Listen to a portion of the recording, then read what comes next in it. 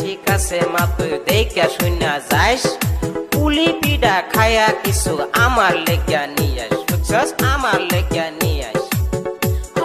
ঠিক আছে তুমি থাকো বাইতে আমি যাই বেড়াইতে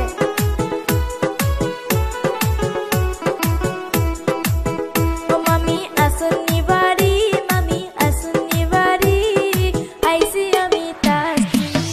আপনাদের বাড়ি